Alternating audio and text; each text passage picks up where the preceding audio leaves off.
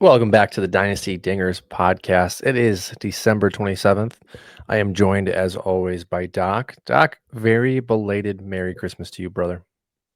Yeah, I mean, happy on air Christmas. We said Merry Christmas to We each did. other. We But did. come on, what kind of podcast co-hosts would we be? I don't know. I'm feeling good, man. I'm feeling 2025 going to be a year of change. I mean, some changes. We're not going to get into it yet. We actually didn't mention this on our phone call before the show, but could be some big changes with Scout the Statline. I think you know about those. Yep. And then there's just lots of changes in my family and in the nation. We're gonna see what happens, man. But man, first things first, we got to make sure our dynasty teams are changing for the better in 2025. Yeah, and we mentioned this when we were on with Clegg last week, which was an awesome interview. Those of you that didn't listen, go listen. We were able to get some great information from Chris and dive into some topics that Doc and I had been talking about for the last year. But Doc, you and I are doing our 30-man draft, our FYPD, and after that interview, you proceeded to take my entire queue. And every time I would log on, I would go and look back on the picks and be like, oh, yep, you got another pick. Oh, and you took another player that I had queued up. So very good job to you. Did you want to go ahead and just list off some of the guys that you got late in this draft, if you can pull them from recognition? Yeah. So 30-man league. That means everyone needs to be. You have to consider basically everyone who is on a farm team somewhere. It could be in this league, could be from this FYPD, or it could be some guy who was just an afterthought. We do not allow for in-season ads, which I think is kind of realistic, because if you think about it, a team, a real MLB organization, is not churning through prospects every year. They're trying to. It gives you a reason to be patient with them, which can lead to a more fun FYPD for us. So off the top of my head, I picked Callan Moss, who I know Chris Clegg, he's got some live looks at, but frankly, we found him on, this is the beautiful blend of it. We found him on Scout the Statlines model. I believe he was the number 6 first baseman. And then Clegg verified that from his live looks. And then, I looked up afterward. Baseball America has given some shout outs to Callan Moss's EVs. So that's someone who, I'd love to talk about more. In the future, he's good. Who are the other guys? That was another bat. Cole Mathis with the Cubs. Yep. That could be a lot of fun. Powerful guy. I got Tyson Neighbors, who could be a high leverage arm for the Padres. Chris Cortez was a little earlier than all these guys. He's an electric arm. Has him and Neighbors, I think both blast triple digits. Just filthy stuff. And Cortez is with the Angels. Everyone, Cortez and Neighbors could be 2025 fantasy assets. Mm-hmm. So that's that. I think I got, and the last guy I got was, I think it was Lisbel Diaz, which is just, he's with the Giants. He's 6'2". He's not what you think about. A lot of these guys who come over from the DSL, they're smaller guys. Maybe they got a lot of speed. You just don't know how they're going to project as they grow into bigger, their final form. Or how big maybe they never get bigger. Then you got some 5'7", 150-pound kid who's like, okay, I guess he's not who I thought he was. But Lisbel Diaz is already 6'2" and I think 180. I don't know. He's going to be interesting to see what happens with him as a 19-year-old this year, and probably A-ball. Yeah, I like what you did in the second half of this draft. Neighbors was a guy that I've really, really liked coming out of Kansas State, I think it was. Had an incredible 2023 in college. 2024 was good, but it wasn't the dominance we saw from 2023, but it has incredible upside potential for any bullpen that he was drafted to. And Suarez is getting older, right? He still has a couple of years, I think, left to be a top 10 closer. But if Neighbors can come in and get some saves and holds for you, as you had mentioned, and kind of work his way into that closer role. And then Cortez, we all like Joyce in Orange County, or I guess LA Angels, but we saw this year Joyce is going to continue to probably have injury concerns. I mean, when you throw that hard, you have to have a backup plan. And I think you put it right on the head, which is Cortez is probably either that backup plan or the intention of being a guy that can be more stable in that bullpen, where Joyce could be more of the super setup man when necessarily needed. Yeah, and I would Yeah. add that I own Suarez, so that's like an even better thing with Yeah. Neighbors. I'm remembering the other guy. I knew there was another guy, Carter Johnson, who had some MLB scouts had given a first round grade falls to the 5th round in our FYPD. I'm Yep. like, the rich get richer, baby. Let's do it. I mean, here's the thing: they're giving him they're brazenly giving this kid Gunnar Henderson comps because he's from Alabama and he's athletic. He's got he's a prep kid. It's a ridiculous comp considering what Gunner's becoming, and of course Johnson. This is the discount. The discount is Marlins. Can the Marlins develop a prep hitter? That's a really good question. What do you Yeah. think about him? I liked the value in the pick. I mean, you're talking post 150, right, in the 5th round, and you have a guy that in some FYP rankings is anywhere from 20 to 50, depending on your publication. So you're automatically over 100 picks in value. And in the 5th round, we're taking shots, right? That's the overall game. Is 5 and 6 for us is, I'm just looking at the board right now, for OC, and I may have pronounced that right, but Houston's draft pick this year was just taken. You had Joshua Lugo for the Angels, over a $3 million signee last year internationally. Like, you have some actually really big names going in the 6th. So for you to get a first round high school prep bat in the 5th, I thought that was pretty incredible. Thank you. And again, like we had talked back and forth. A lot of these guys in this draft were taking the DSL kids, which I don't hate at all. But what I would have preferred to see them do, like you do with Diaz, is take him in the 6th. Johnson should have been going in the 3rd, maybe, right? I think I took Dix in the 3rd. Like, Johnson and Dix, you can only, I guess the argument would be is like, well, Arizona can produce these guys and develop these guys. Okay, well, I would rather have Dix for that, but Johnson shouldn't be too far off. I think he went 2nd round in our prospects league, that big prospect league. Yeah. It's interesting to look at the comparisons, right? The difference in league and also team need. I think, to your point, I think the Miami Marlins organization really scared people away. I almost didn't want to take him. Then I'm like, I'm overthinking it, buddy. I'm overthinking it. Click the button. Come on now. Yeah.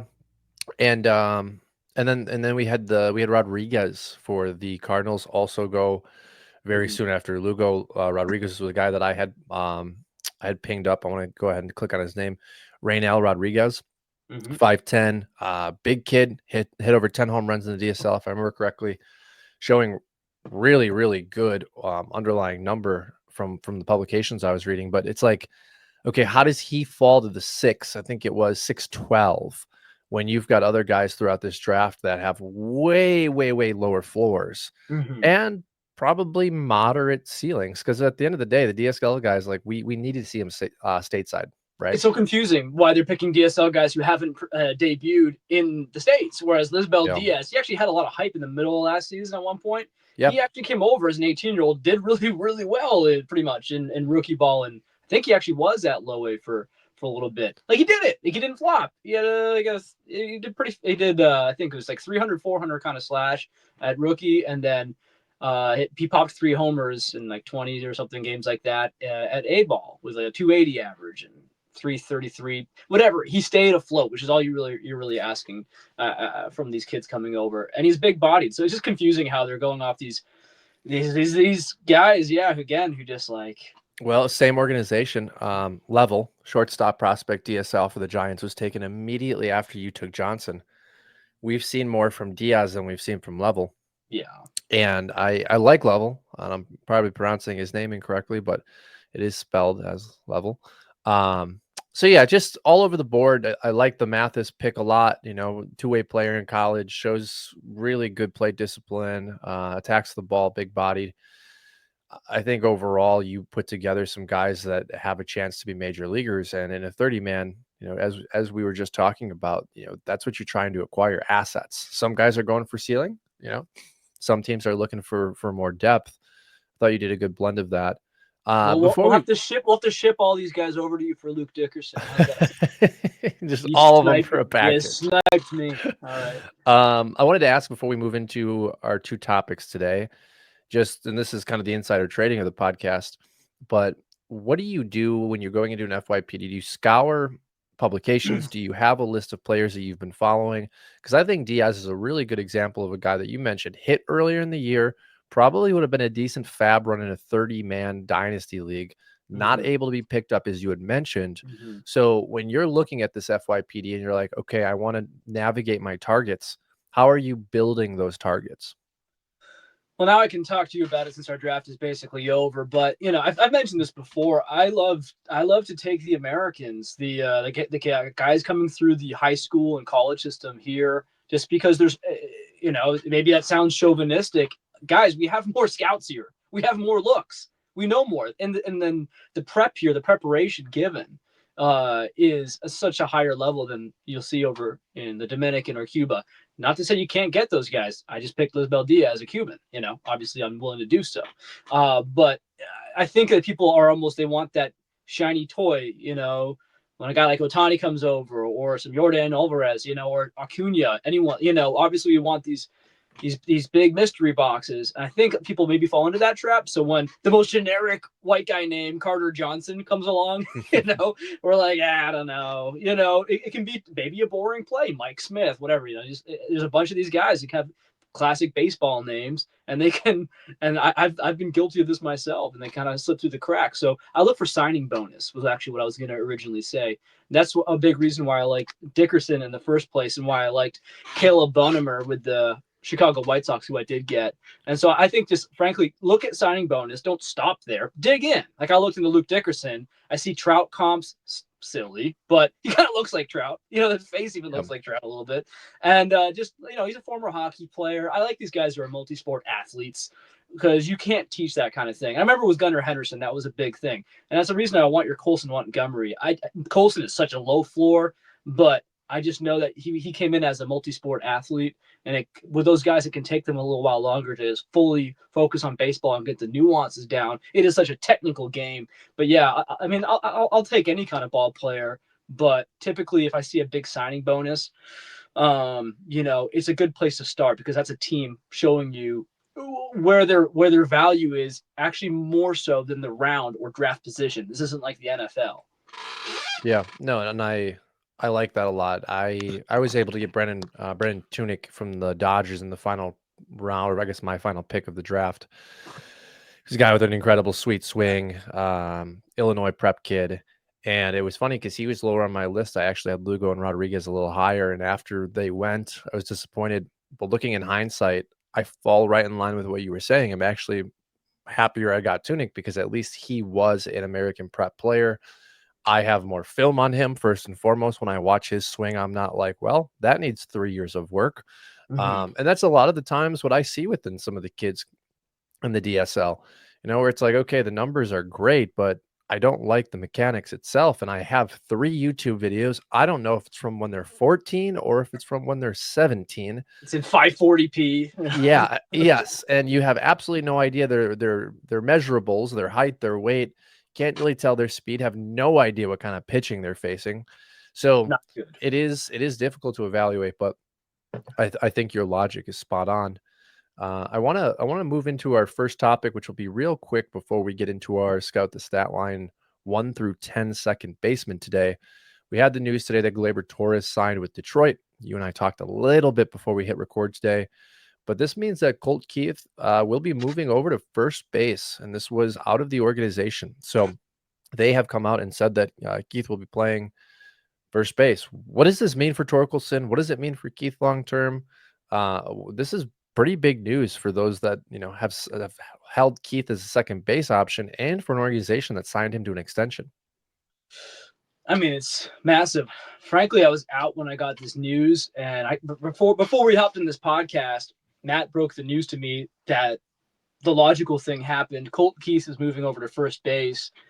This is kind of this might be the final hurrah for Spencer Torkelson. He's going to get DH reps. He's going to find some first base reps probably, especially if Keith slumps. But frankly, Torkelson coming into the draft and everything. He was the stud college bat, and he knew it. And Can't miss, right? yeah, they can't miss. I mean, from what I'd heard, some rumblings that he was hard to coach in Detroit. And if that ego was in the way, I can't confirm or deny. If that ego was in the way, it's about to get knocked out of the way by a guy named Colt Keith.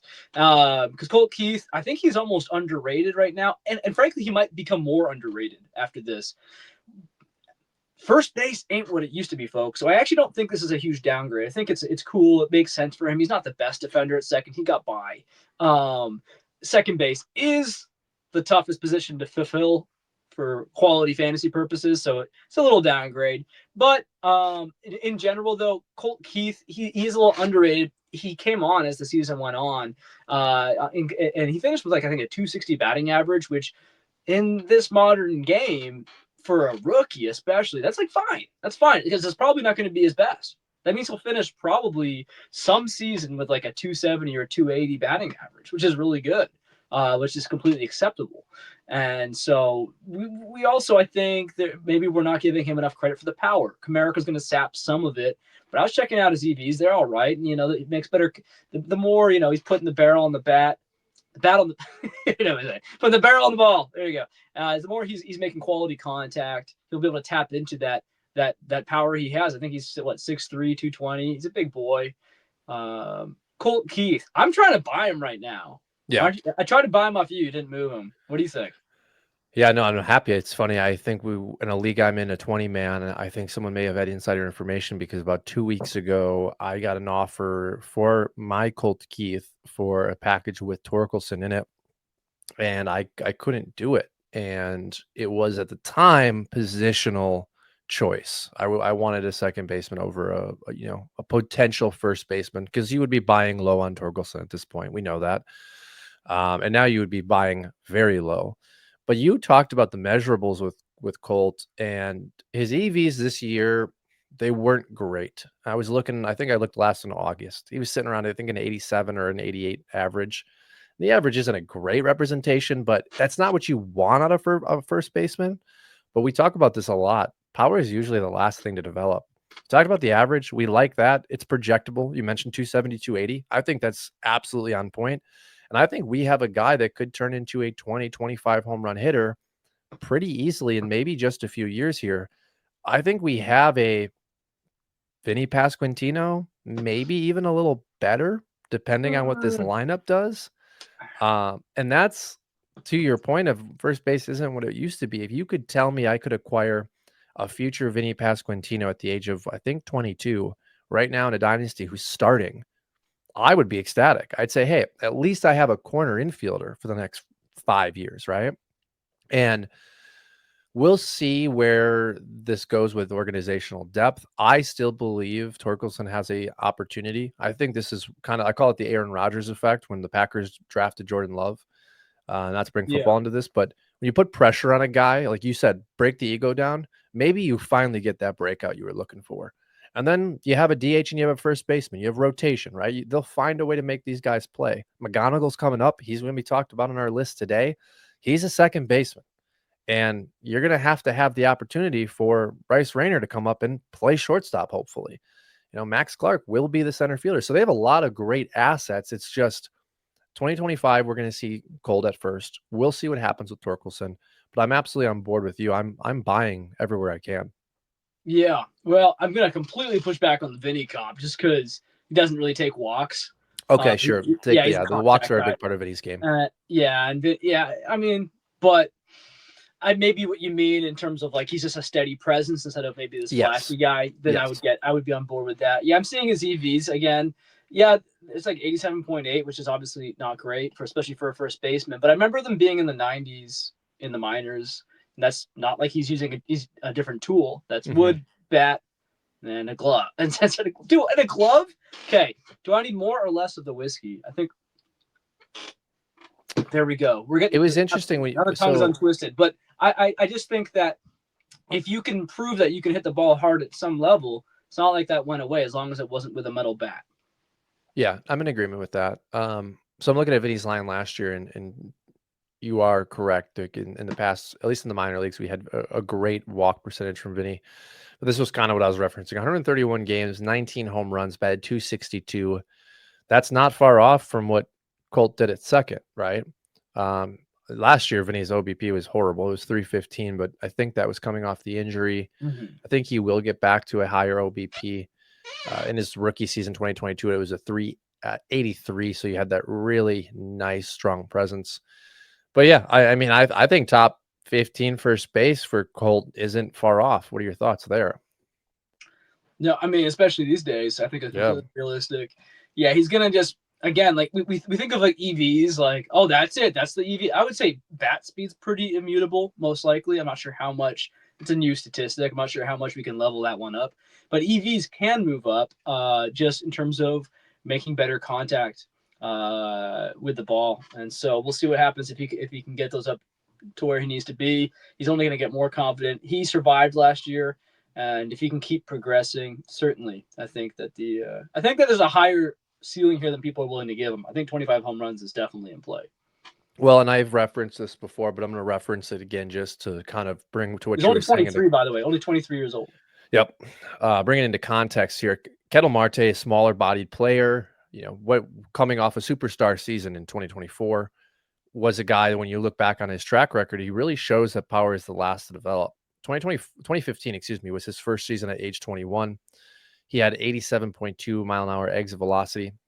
Moving into 2017, a few years later, 87.5, 2018, 88.8, 2019, hit a 90. 2020 had an 89.2 in shortened season. And then we saw him break into the 90s in the 2021, 2022, 2023 season, age 26, 27, 28.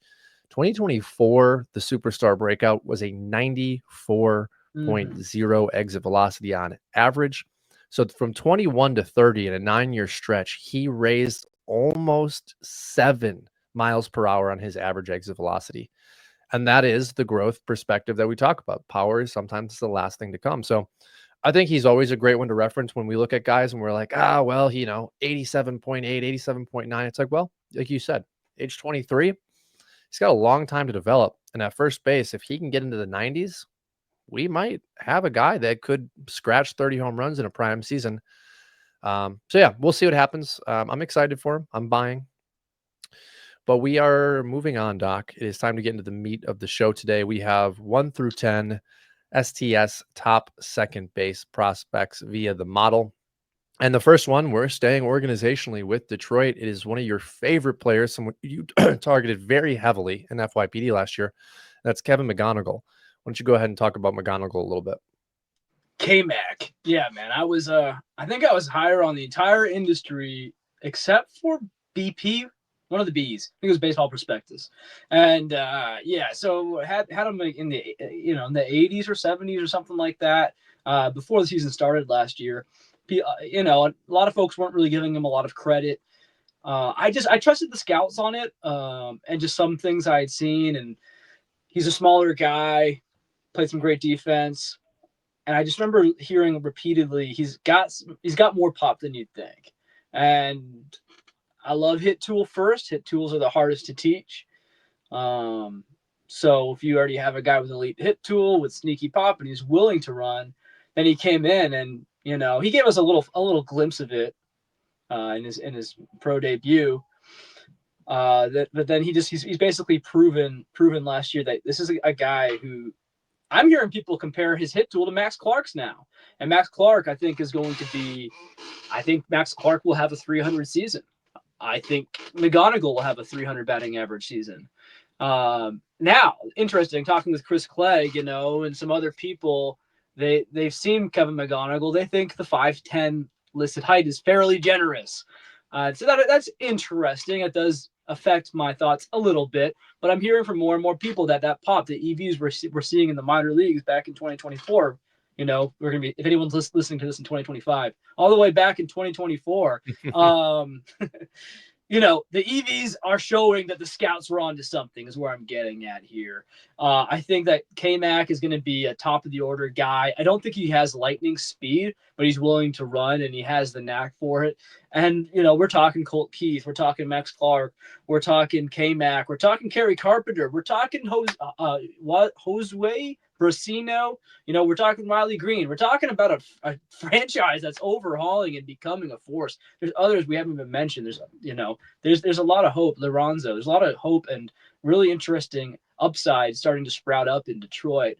And so it's exciting. And I think it's cool that McGonigal is the first top-ranked second baseman for Scout the Statline because that means even the robots think he's pretty good. And I would say that it'll be interesting to see if he plays. I think he is a second baseman, but they might give him a chance to be their shortstop. Sweeney seems okay. Rainer's going to take a while. We'll see what happens. Yeah, I think you said it. It's going to take time. And the nice thing with this organization, and I think that's the biggest thing I take away with the Colt Keith move, is they're not going to mess around with Baltimore like Baltimore did, where if you're not performing, they have somebody to come in and take your job. That's kind of the nice ability of flexibility. And McGonigal, if he can play, he will play, right? There will be an opportunity, whether it's shortstop, whether it's second base. His 2024 line was 74 total games, 5 home runs, 22 stolen bases, a 309 average, 46 walks to 28 strikeouts. So we love to see that. 401 on base percentage. Really put together a solid season. And not only is he our number one Scout the Statline second baseman, he's actually ranked 3 overall on the player rater. And that is an incredibly high ranking. Coming in as his prime projection, it has him at 128 WRC plus, a BA of 288, on base percentage 365, a slug at a 456, which is really interesting, right? You talk about the EVs being a little bit more than expected with those measurables. It's a nice slug from the model. 17 expected home runs, 19 stolen bases. Overall, that's a damn good line for a second baseman, and I think we can probably expect him to be a 20 stolen base guy. But my question before we move on is, he has an eerily profile similar to Durbin outside of he is a better hitter. And I could see them being similar players with McGonigal maybe being more of a regular. How do you think his profile translates to Caleb Durbin? Yeah, that's a funny thing. I've been wondering that myself. People kind of laugh at the Durbin hype, or maybe they just find it interesting that I'm going so nuts over Caleb Durbin. But the big difference would be the age, I guess. It took Caleb Durbin longer to figure out how to play. But yeah, I mean, I do wonder that. Like, I think Jet Williams, Kevin McGonigal, these are some shorter guys who, Caleb Durbin, I think very well. I think there's actually a chance he could be the most valuable out of all these guys, but that's not really an insult to Kevin McGonigal as much as it Yeah. is a compliment to Durbin. We will not make this another Durbin show.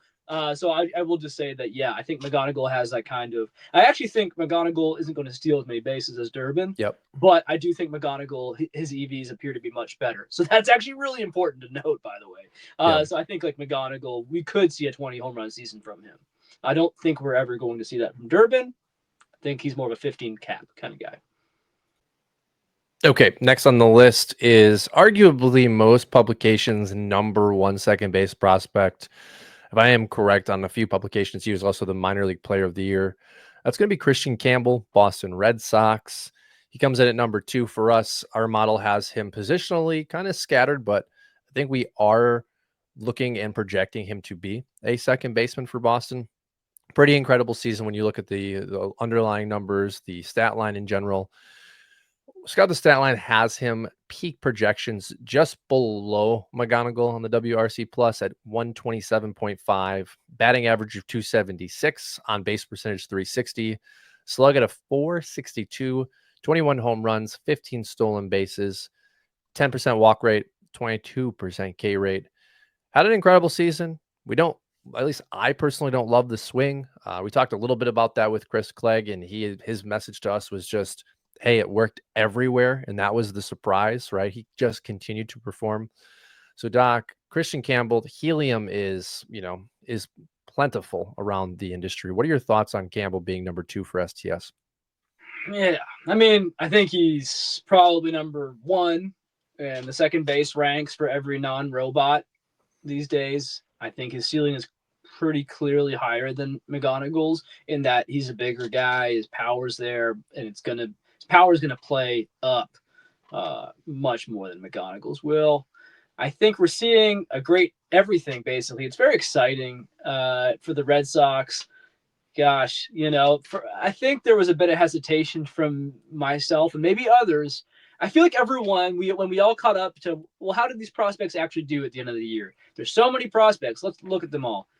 No, I can't really put Campbell in the top 10. Was he really that good? And you look in, you dig deeper, And you're like, oh gosh, he really just became something else, right? Almost seemingly out of nowhere.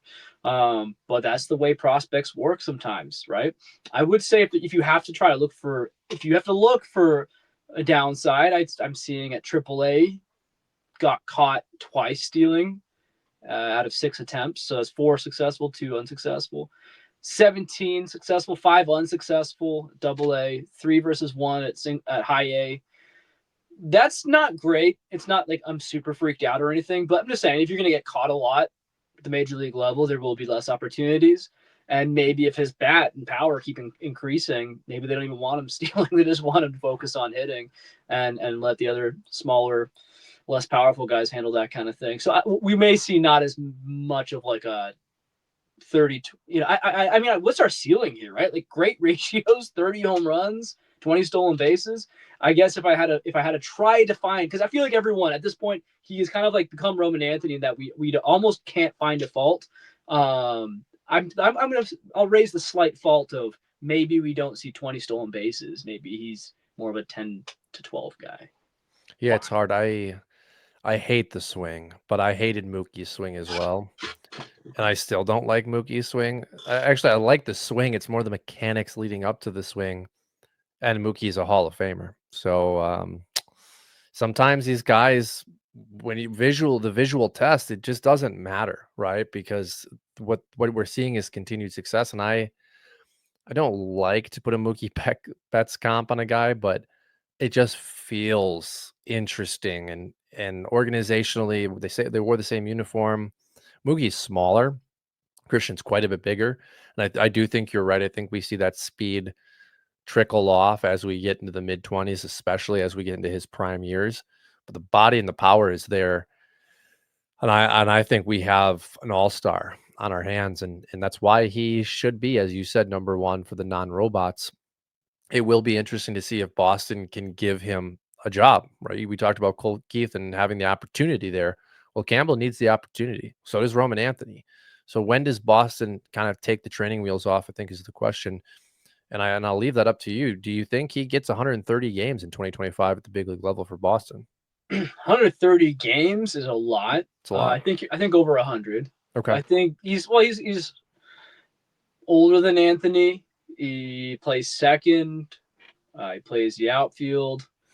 You know, it seems like he could do a lot more than Anthony can in terms of defensively. So he might actually get the first crack, which is interesting because he kind of came out of nowhere, right? I still think I had Anthony because of the age, because of Anthony's lower age and less seasoning. I will say that his upside is actually higher because he's doing all basically the same things at a younger age, so his upside's higher. But by that same token, Christian Campbell might get that first crack, and so it could be opening day. It depends on what the Sox and their philosophy is going to be. They're gonna if both these, it's almost like a great problem to have. Imagine both these guys come out guns blazing in spring training, hitting crushing bombs. The fans will just be demanding they're both up, right? And and no one. And by the way, when I say fans, I also mean like Yeah. fantasy guys. Like we're never gonna learn our lesson, folks. We can see Holiday, we can see Mayo, we can see all these guys. You need some extra cooking, and we'll never believe that the teams know better than us. So it'll be interesting to see, but he will get an opportunity sooner than later. Well, and to your point, we saw that with Jackson Holiday. Didn't work out so well for young Jackson last year. Yeah. And we got to kind of temper those expectations a little bit. Number 3, Scout the Statline, top 10 for second base prospect via the model for 2024 was Michael Arroyo for the Seattle Mariners. Arroyo had a really nice season. His prime projections coming at a 127.5 WRC plus, 262 batting average, 352 on base percentage, a 476 slug. That's nice. Projecting 25 home runs, 12 stolen bases, 10% walk rate, 23% strikeout rate. Arroyo a little bit smaller in stature as well. We see a running trend here with the second baseman, but really starting to pop for prospectors. And I think starting to get the organization in Seattle excited. Just another name in the organization that they have now produced. What are your thoughts on Arroyo? someone where it's like I don't want to rank him as high as I am Mhm. forced to. Lewis Analysis loves this guy. So this is what I think he has some crazy high, like top 10 or something. A little bit nonsensical, in my opinion. Shots fired. But he is 5'8", which is not great. It says he's 160. I just don't know what to believe with these formerly DSL guys. It's probably not 160 anymore. But I mean, then you look at his numbers, though. It's kind of like Christian Campbell. In that, I'm like, how low can I rank him? I mean, this guy gave us 23 home runs, 18 stolen bases. Again, those caught stealing numbers did ramp up, in high A. So let's keep an eye on that. I'm not. Maybe he's not that fast. Maybe he doesn't have. The thing is, when I say this, folks, when I say the caught stealing numbers are going up, that could mean two things. It could mean one, they're just not as fast and they can't get away with it with stealing bases the way they could against lesser catching. That said, it could also mean that they are fast and they just need to learn their technique better. There's a lot. Actually, there's more than two things. There's a bunch of different elements that can come into play here, but it's still something to watch because if you're being inefficient, it doesn't really matter how fast you are. And yeah, of course, his ratios were pretty good too. It's 285, 400. I want to run what his K percentage is here. I'm not on my normal keyboard, so I'm not going to, but we'll keep an eye on that. It seems like a decent amount of strikeouts. Yeah, I don't know. It seems like we're looking at a potential 2020 guy here. That's his upside. I'm seeing 2020, depending on if this power can play at higher levels. So far, it is. I think if he was in his 20s when he did this, I'd be more concerned. He was 19 last year. So I actually think that Arroyo is not getting the hype he deserves. What a roller coaster ride. I started off this whole analysis saying I don't want to actually have to rank him that high. And this is exactly what happened to me when I had to rank him. I ended up in this position where I'm like, oh, he's actually underrated. As of right now, prove us wrong. Well, yeah, and then his splits between A ball and high A are almost identical. 279 at A ball, 291 at high A. I mean, across the board, played 60 games at both levels. Power was equal. That's a big thing I look for is do they translate as soon as they move up? And at 19, like you said, I think the power is looking real. The speed is something we always have to just project as lowering. That's just the reality of it.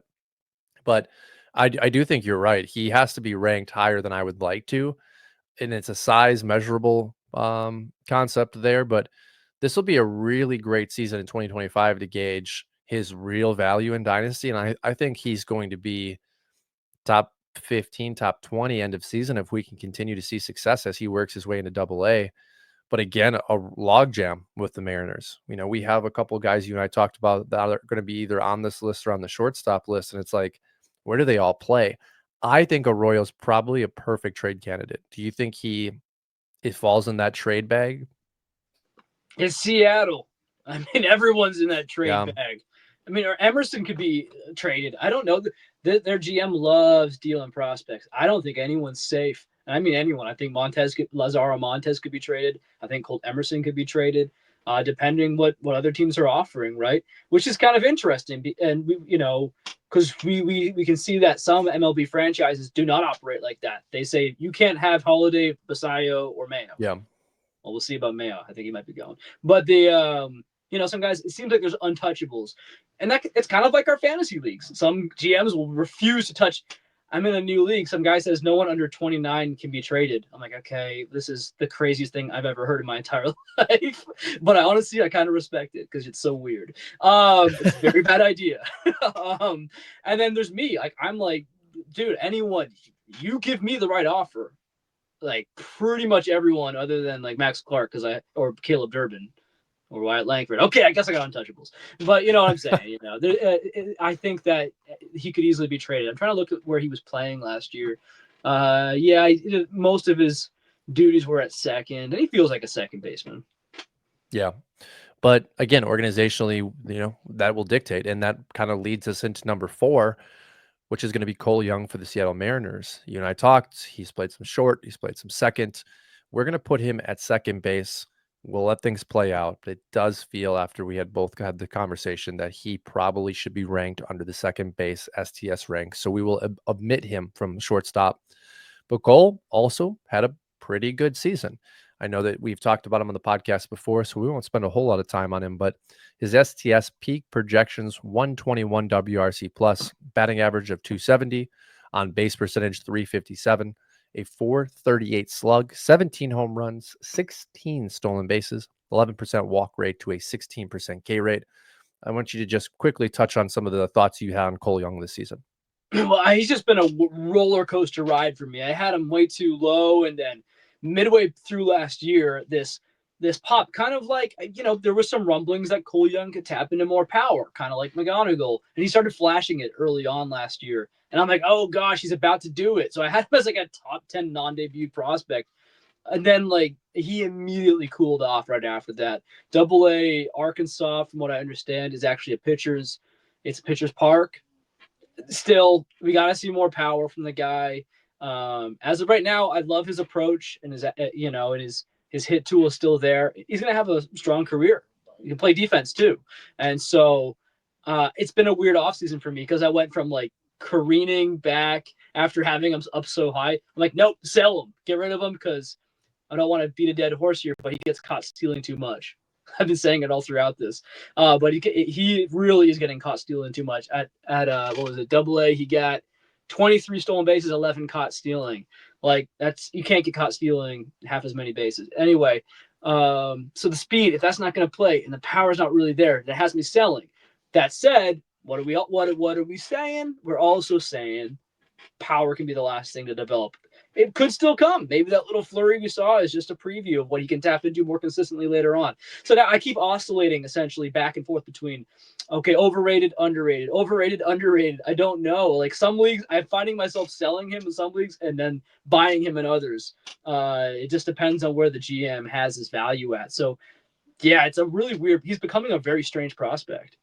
Yeah, well, and that's the game we're playing, right? You talk about that a lot, which is you're playing more the psychology of your league mates than you are sometimes even the stock of the player, because it's in the eye of the beholder.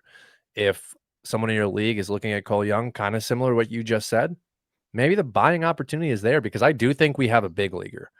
And in deeper leagues that you and I play in and that we really push on our listeners as enjoyable leagues, Cole Young's an amazing asset to have. Even if he is just a utility platoon guy that plays 120 games this season, like, that's an asset. He could very well be a major league starter, and probably should be for some organizations in the major leagues in the next few years. But I, I, I you know, do I do think that he's a starter. I think yeah, he's going to be a starter. And just to clear up what you were saying earlier about positionality, they're not giving Colt Emerson really any second base looks yet. It's all hmm shortstop. Last year was almost 100% shortstop for Young.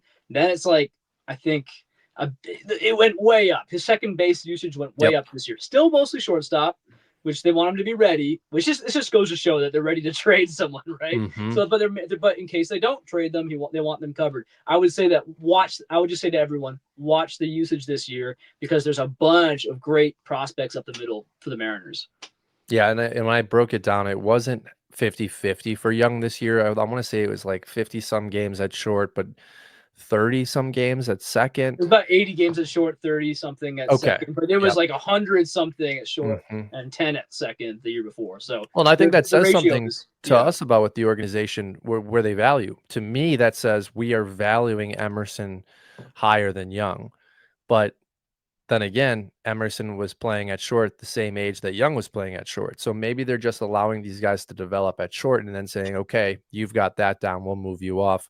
I don't know that any of us can really project what the Mariners are going to do, right? You said it, all of them could be gone, Yeah. but we do have a value in Cole Young currently. Next on the list is someone I'm really excited about. Luke Keeschel is going to be coming in at number 5 for us, Scout the Statline, the model. And coming off a season where he had a torn UCL, had surgery, we still saw some really nice numbers from Luke. His peak projection numbers are a 120.9 WRC plus, a 267 BA, on base percentage of 354, a 442 slug, 20 home runs, 16 stolen bases, 10% walk, 20% K. But Doc, this kid put together a great slash line this season with an injury. Do you think we have a potential all-star or top maybe 5 second baseman in Keeschel? I don't know how Luke Keeschel sees the ball, man. Have you seen his baseball reference picture, bro? Dude, go look at Luke Keeschel right now. Stop the podcast. It's so funny, dude. He's got He's a white guy. He's just like he's got like slits for eyes. Looks like he's high on marijuana. 6', 190. He's like bigger than he plays. If we want to get into actual analysis here, but that's a great picture. I mean, he's from California, so you know Yeah, he there's. is. I didn't even look at that. That's Yep. so funny. He looks exactly like he would be from California. Anyway, I'm actually high on him. I swear that wasn't fun. Unintended. That was not pun intended, and that's even better. I am high on him. I think he's underrated. He was starting to become this big, really, really, trendy prospect for a while, and then he got hurt.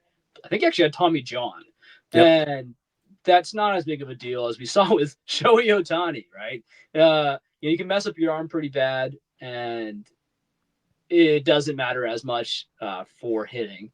As we saw from this historic season. So we're seeing a guy who's, given us, I mean, I wouldn't be shocked if we see Keishel give us a 280 to maybe 300 peak season as a batting average. Yeah, the approach seems pretty tight too. I like the ratio of walks to strikeouts. Power, it's interesting. Like I think people forget how big he is. Like he's almost 200 pounds, 6 foot tall. That said, maybe he doesn't get past 15 to 20 home runs. That'd be fine.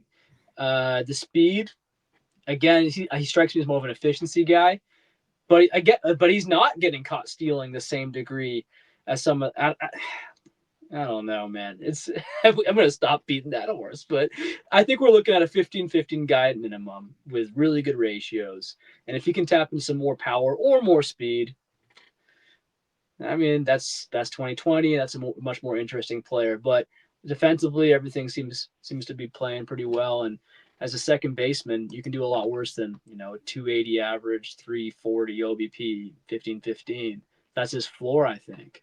Yeah, and I think you're right, and I'm really hoping the power, once he comes back from injury, we start to see even more of an uptick, and I think it's there for him. You really leverage his pull side power well. This is a college bat, right? A guy that kind of went under the radar in FYPD is, and as you said, he's looking like a real big league player with the opportunity to have development on the road. I think he's really exciting. 2025 will be fun for him. We get into some of the interesting names as we work our way now past the top five. This next one is going to be I'm gonna say Aaron Estrada. It's Aron Estrada. We know how well I am at the pronunciation of some of these names, and that's going to be another Baltimore Oriole. So the Orioles continue to develop some really nice players that the model likes a lot. A little undersized, 5'8", 142 is what Baseball Reference has him at. I'm not buying that. We're just going to say smaller measurables and kind of see what happens as he moves up. 2024 season, though, had a nice slash line. Played it low A as well as high A. 117 games, 9 home runs. We had 39 stolen bases, a 286 average, 356 on base percentage. And again, the model really likes him. Looking at his peak projections, we have a WRC plus of 113.5, a BA at 273, on base percentage of 336, slugs at 439, 18 home runs, 20 stolen bases. Doc, I don't really know anything about this individual. This is another model popper, kind of like Callan Moss was. But I am intrigued because at high A, he performed pretty well. Yeah, I mean, I know most people look up to us as absolute legendary superstars of the fantasy world, which we are. But sometimes there's a guy who there's too many prospects. I got a job. I got a family. Relax. Give us more money. Bring more subscribers, and we'll do this full time. Here's the crazy thing. Yeah, he's 5'8", 142. This is what I'm talking about, folks. When you hear me moaning about how silly Baseball Reference weights are, this is it. This guy's supposed to be 140 pounds, and he ripped 8 bombs in A-ball. No, he's clearly put on some weight. I don't know how big he is. I just don't know that. But yeah, he had 8 in 91 games at A-ball, 1 home run in 26 games at high A. This is all as a 19-year-old. Seems to. I'm a little bit. He's not taking walks. It's weird. He seemed like he wasn't taking walks like I'd like him to at low A, but then he did at high A. Yep. Small sample size. The speed. Almost everyone we've been covering, their stolen bases get caught way more at as they go up, which is something we need to look at, because you look at I keep on not saying I'm not going to beat the dead horse. Guess what, folks? We're beating it. We're beating the horse. So when you see the overall numbers, 39 stolen bases to 13 caught stealing. Like, okay. And you look, 31 of those were at low A, and like you look at that's actually pretty much everyone we've talked about so far. It's the lower levels they're doing this damage at, so it can be a little misleading. They're using him like a super utility guy. If you check his fielding on Baseball Reference, he is getting most of his reps at second base, but they're giving him third base, center field, left field, right field, shortstop. They give basically playing everywhere. So this could be a super utility Caleb Durbin kind of guy. I don't know, right? We'll see what happens. I just don't know enough about this guy, but certainly if you're playing 30 teamers like we are, he's probably not even rostered. He might be rostered knowing our draft, but certainly worth looking into, worth putting on your watch list. Because Baltimore seems to know how to develop hitters. Yeah, and there's been a lot of players within Baltimore's organization that the model has liked over the last couple of seasons. And I think what you had said, definitely have him on the watch list. If he's acquirable, he might be worth, especially in a 30-man or a roster pickup. If we're talking 15s, probably not. We need to see more from him. Definitely needs to be on the watch list. Now, our next player who comes in at number 7, which is surprising. This was another player that we had to kind of positionally decide on where does he fall. Number 7 is Jet Williams for the New York Mets. I think you and I are kind of in agreement. He probably ends up in the outfield, but he was a shortstop. He has second base ability. And I wanted us to put him and talk about him today at number 7 because I do think he fits the profile of the guys that we've been talking about really, really well. And I think the truth is a lot of these guys could be moved off second or potentially just be guys that are super utility. Jet Williams is not necessarily that profile, though. Super athletic, great speed skills that we've seen in the minor leagues, good contact. I would say he was probably McGonigal-esque profile before McGonigal with more speed. Did have an injury-riddled 2024, lost some of that helium. The model has him at a 111.8 WRC plus, 244 batting average, a 351 on base percentage, 406 slug, 16 home runs, 21 stolen bases. Doc, I think the model is a little underwhelming on him. What are your thoughts on Williams coming off such a missed season in 2024?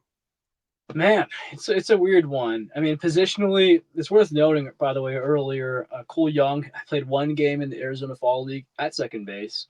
Okay. I forgot to mention that one. And then here with Jet Williams, he came out doing 11 games at shortstop and 11 games in center field. So they're certainly open to both possibilities. And that, I remember hearing something. I remember hearing something at one point about him playing in outfield, and you don't see it. The AAA, he was just only playing shortstop for the 6 games he was there before busting his hand up. By the way, McGonigal busted his hand up too.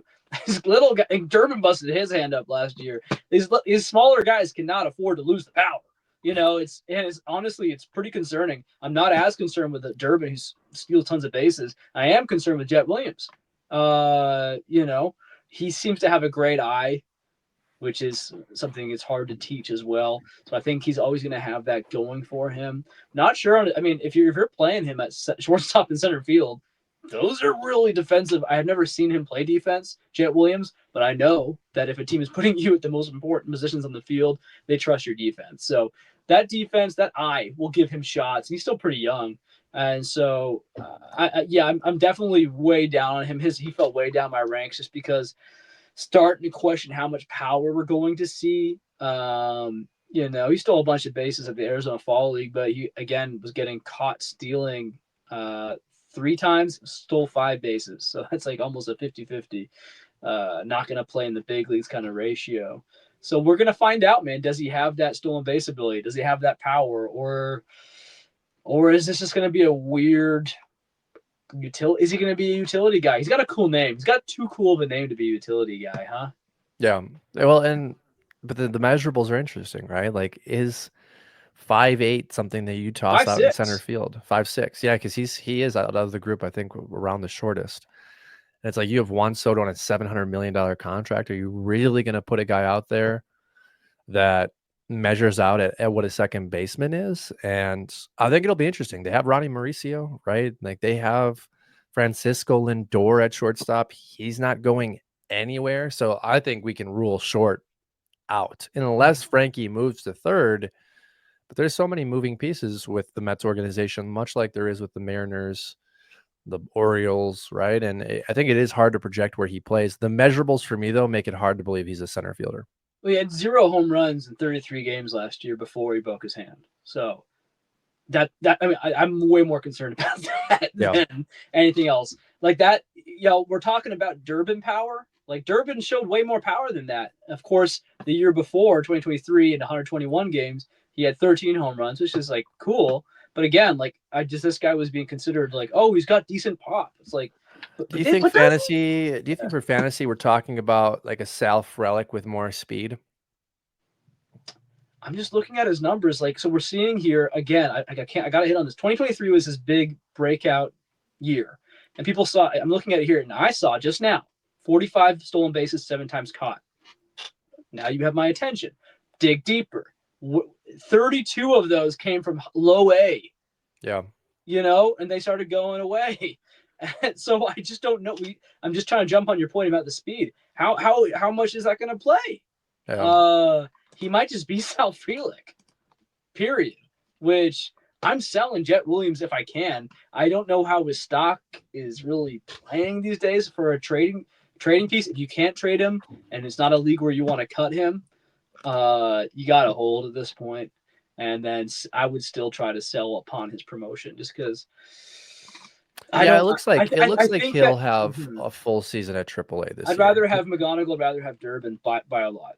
Oh, that's interesting. Okay. No, that's a good reference point. But yes, I think if you're an owner of Jet Williams, let him play out his 2025 at AAA. See if he can maybe have a stretch where he hits 3 or 4 home runs in a week or 2 weeks. Maybe get some stolen bases and then sell him, because I'm right on board with you. The measurables concern me. The lack of power concerns me. We know speed slows down, and it's already looking bad. But it's also hard because 2024 was a bit of a lost year for him, right? You talked about the hand and sapping power. It does.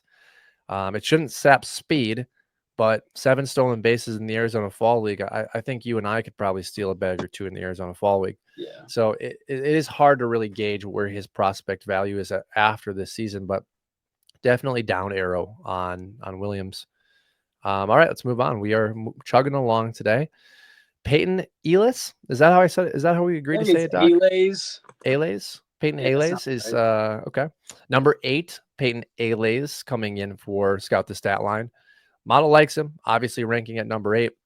WRC plus projection of 108.2, batting average at 255, OBP 343, slug at 403, 14 home runs projected, 25 projected stolen bases.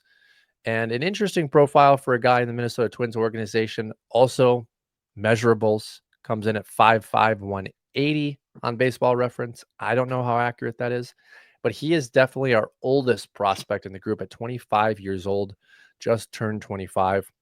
So we do have that to put into the consideration. His 2024 line was 111 games overall, 12 home runs. We had 41 stolen bases to 10 caught stealing, a 307 average, a 435 on base percentage, and a 497 slug. I have heard the name thrown around, Doc. The age has always been something where I was like, nah, I'm not interested. What are your thoughts on Peyton? I just wonder how tall everyone really is. if K-Mac is listed 5'10", but maybe 5'7", and I'm hearing Durbin says 5'6", maybe it's 5'5". What the heck is Alays? Is he like 5'1"? It's 4'9". Does he have the handicap parking tag? Is that what you're saying? God, that's terrible. I'm not that tall either, but geez, these guys are making me feel taller. Okay, Peyton Alays. This is kind of like Bizarro, Caleb Durbin. They're like pointing at each other like the Spider-Man meme. Except there's just less to go off of here. I don't actually, like you said, I don't know too much about him. He's played in a couple independent leagues. I don't know what these are. Atlantic League, okay, and American Association. Sure. So these are just random independent leagues around America, and then somehow he got brought on board with the Minnesota Twins. And low A crushed it, high A crushed it, and they brought him all up to Triple A. And in 64 games, he gave us about 300, 420 batting average OBP. Walked almost as much as he struck out. 8 home runs. Jet Williams doesn't have that. You know what I'm saying? And he had 20 stolen bases, only caught stealing 3 times at AAA. So, and we're talking about age. He's not 28. He's not 29. He's just turned 25. I am certainly willing. I don't think he's available in our 30 man. If he is, I might be interested because this is definitely Durbin esque. Like I said, though, less of a sample size. Durbin had been like kind of doing this last few years, just quietly and slowly getting better. Whereas Alias is coming out of absolutely nowhere, giving us just this one season of glory. Essentially, it looks like in college he was good. I don't know what that competition was like. The Powers was kind of intriguing to me here. Like, what's this 8 home runs, right? Sorry, that was actually that's 8 home runs at AAA and 12 home runs total last year in 111 games across the his professional debut. So he's just a weird player. I've heard his name mentioned about. I'm kind of thinking on the spot here, but I think he's underrated. I would actually, at value, I would feel more confident taking a shot on Peyton Alays than Jet Williams at this point at market value. Yeah, market value is the key thing for me too. I would agree with you. This is a guy we could probably pick up in our, our FYPD because he probably wasn't rostered and potentially is. I think this is probably the utility man profile though, right? Like this is a guy that may bounce around the league. I can't imagine he ends up as a starter unless it's for a bad team because you would have to, project this profile to be projectable power at the big leagues, speed sticks. He's already 25. So if speed falls off, you've only got 3-4 years of prime ability to project. But I do think in a deeper league, this is a player worth rostering. And again, the model's able to pump that out for us. Yeah, he's not getting the complete Durbin or Aaron Estrada treatment. Yeah. But they're trying it. It's mostly shortstop, second base is what they're putting at. Yeah, these other guys, when you like some of these guys, when you see a team giving them almost equal distribution to all these different positions, that's super utility where you're basically a fantasy starter. Yes. But you can be considered a starter for fantasy purposes. Not sure if we're gonna get there with Alays, but here's the thing, dude. If he really is like 5'5" max, which is, I'm sure if you could get an extra inch, you'd list it. So that's 5'5" max. 180 pounds at 5'5" is also jacked up. So this guy's probably an athlete. I don't think the speed's going to go away. I'm interested. Coming in at number 9 is Adel Amador, a former top prospect who did make his debut in 2024 for the Rockies. Did not go well. His 2024 in general was nothing to write home about. We saw the average dip below 250, sitting around 230. Did sell out for the power is what a lot in the industry are talking about, and I'm in agreement with that. Hoping to see him in 2025 get back to that profile where he was contact first. Scout the Statlines model does have a big regression on him coming off the 2023 season. Currently sitting at a 109.9 WRC plus, a 255 BA, a 340 on base percentage, 316 slug, 18 home runs, 23 stolen bases, 11% walk, 17% K rate. Doc, rough season for Amador. He was playing at Hartford AA. The majority of the statistical accounts is the hardest part and level for the Colorado Rockies. What are your thoughts on Amador, and do you think we see a return to some of his prospect shine? He's young enough. He's fine. He's it's worth mentioning with Jet Williams. He just turned 21 as well, so we can't just throw him out the window. Physically, we could because he's not that. No, it's terrible. Amador is. This is crazy. Now, actually, Amador's tall. He's full 6 feet. But the power, it'll play up in cores. He's just a weird guy. It doesn't seem like the power is his calling card. Speed actually is underrated from what I can tell. I mean, that's a decent. He's give us 35 stolen bases in 100 games at AA last year. Gosh darn, man, the Rockies. We can't. It's so hard to trust them, right? Yep. This guy is batting 230. Sorry, he wasn't out of his element completely per se. I mean, he's taken a lot of walks too, but he was batting 230 in AA. Don't bring him to the major leagues. It's not the time, right? Wait for him to heat up again. And they brought him up to the majors, and that didn't help. And so, yeah, he's just a weird guy right now. I mean, yeah, if you're in a 30-teamer, take him on, I guess. Yeah, if you can. I just don't know anyone. I don't know why any GM would want to sell right now. if you have a GM trying like sending you offers giving away Emidor, yeah, like knock him, take his price, knock it down a little bit because that means he's trying to sell. But I wouldn't be selling. I'd be holding because this is kind of rock bottom for him. He seems like he's a decent player. I don't know much about Emidor's glove to be honest. Um, but second base, this kind of quote unquote boring profile. If you can fix up that hit tool again, which used to be his calling card, Yep. if you can get that up to like a 260, 270 guy, 330, 340 OBP, 15 home runs, 25 stolen bases. Okay, now we're playing, right? Now we're like, that's fun. That's a lot of fun in cores. They say that cores is actually really good for boosting average, maybe even more than power in some situations. So we'll see what happens. They just got to stop messing around. Let him cook. Let him earn his way to the top. Yep, I'm gonna agree with you. I think I'm buying right now. People are low on him. He was projectable before the 2024 season. He was young. We saw, as you said, the calling card be the contact calling card in Coors Field. We love that. Power usually plays up because it's Coors, so you can project the 10 home runs. But then 2024 sells out for the power. Average drops. Who knows? Maybe it was an organizational indictment on him. Go try and swing for the fences, and maybe it was a personal choice, but definitely stock is down. I think he's a good guy to target because you said it, kind of boring right now. You probably get him for less than, not nothing, but you could probably offer some mid-level prospects and get him. This could be a guy that could be a top 50 prospects if he gets back to his original profile. We've done it, Doc. We are on number 10. We are back to the Detroit Tigers organization.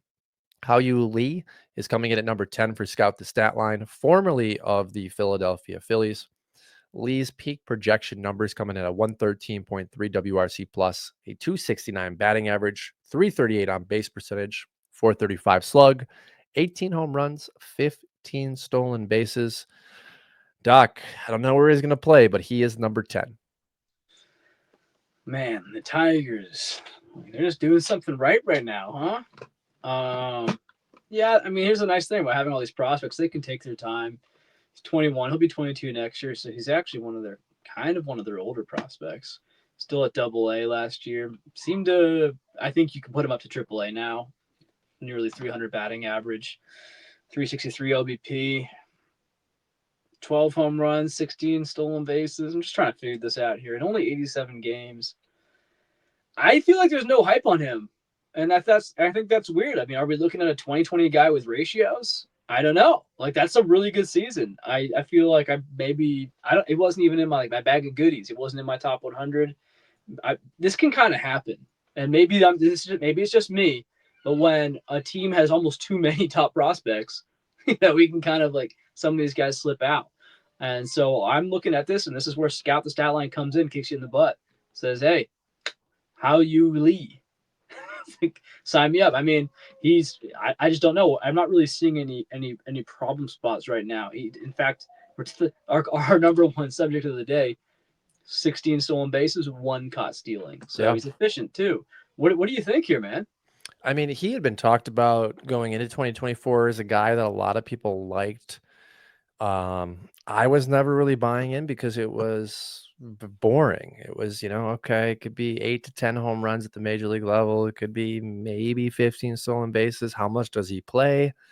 But he went out in 2024 and just continued to be consistent, right? Or I guess the polar opposite of that is boring. But I think there might be opportunity for him to facilitate that second base, shortstop, third base role for Detroit as the McGonagalls, the Rainers develop. And that's really all I'm looking for with Lee is the opportunity to play. Because in a deep league, this is a guy I want. In a shallow league, not so much. I would rather Mhm. take ceiling shots at Yeah. second base. But again, if you're in a 20 or a 30-man league, I do think Lee's going to provide value. And lastly, when they moved, I don't remember who it was, but when they traded a player to Philadelphia for Lee, it was kind of shocking at the time. And as you talk, I'll look that up because I do think that's a key piece of this equation. Yeah, I mean, someone's getting traded. We haven't even talked about Jace Young. That was one of the other guys. Justin Malloy, like he's not terrible. He's got issues with strikeouts, but he's got big power. Like there's a lot of fun pieces here on this team. But there's just too many bodies, and I think Jace Young could be basically what we want Josh Young to be, but healthier. Like, Yeah. geez, Josh Young, wish he was healthy. I mean, frankly, I would see my prediction is like Young, McGonigal, Rayner, I guess Keith. Yeah, I mean that would be my infield there. So what does that mean? That means we have guys like Torkelson are out. Malloy's an outfielder. I think Malloy might have already shifted to outfield. Yeah. Actually, I believe he did. But yeah, I mean a guy like Lee here. I mean he's probably a utility guy with this profile, but He was traded for, so the Tigers traded Lorenzen in 23 for him. And at the time, it seemed kind of like an underwhelming package because Lorenzen was doing pretty well. Um, but you know, I think that says a lot. That was the return for a starting pitcher. boring Ooh. plays at second base, though. Like Yeah. if this guy can if he finds himself in a better lineup, in a better, I guess that would be my biggest concern about him would be power at Comerica. Like whatever you think it's going to be, it's sapped. It's Yep. sapped. So you send this guy to Coors or something. Maybe Amador doesn't work out. Put him in there at second in Coors, and now we're just dreaming. Maybe maybe he flukes his way up to 20. Who knows? Well, and again, number 10, right? Like I think that's a respectful model number for him within our. He's probably underrated. Yeah. But again, deeper league, would you agree? Yeah, no, yeah.